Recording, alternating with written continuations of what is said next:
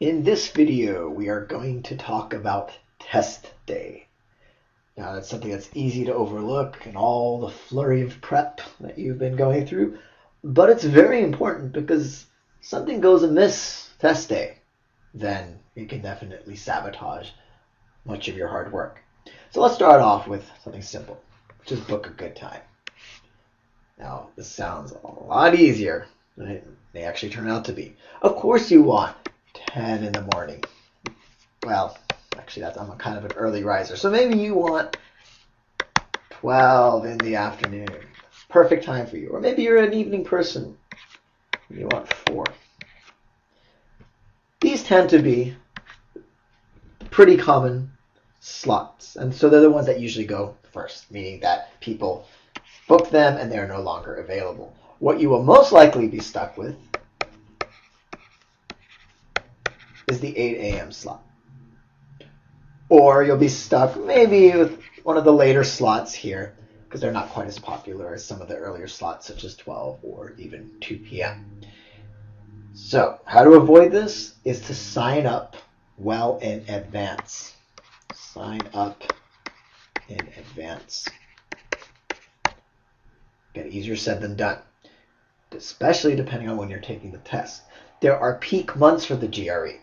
So if you're taking the test anytime between August and December, make sure you sign up in advance as much as possible. Or you'll come to test day, you'll get there at 7:45. It's always a good idea to check in early. You'll have had 5 hours sleep, and the last thing you'll want to do is take a 4+ hour GRE.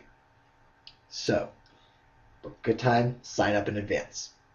Next, this one's a little more subtle, but it's a big one because your nerves are going to be acting haywire test day. You want to know where the testing center is. You want to know exactly how you're going to get there. Is there traffic? Is it difficult to park? Should you take public transportation? You want to know all of these things. I get very stressed when I drive, especially in a downtown area where many of these testing centers are.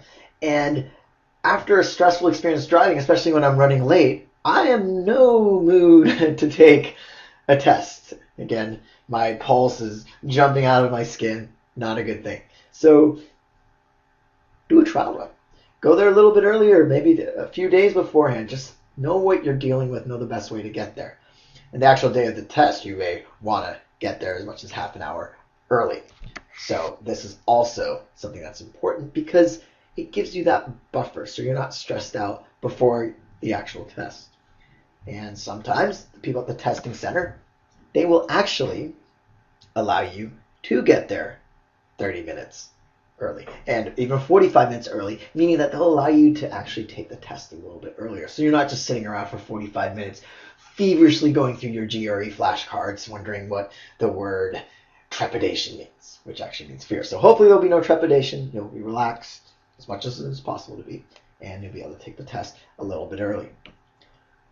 Finally, this kind of goes back to familiarize yourself with the test center. If you're very, very agitated, as I mentioned, go back a few days before the test itself and do a mock run that you're actually going to take the test. So you know which public transportation to take, or if you're driving, which roads to take and where to park, and then actually walk up the stairs, get yourself used to the elevator, know exactly where the testing center is in this big labyrinthine building, and this will help you psychologically test it, especially if you have a history of being very nervous for tests. I would definitely trace your steps a few days beforehand.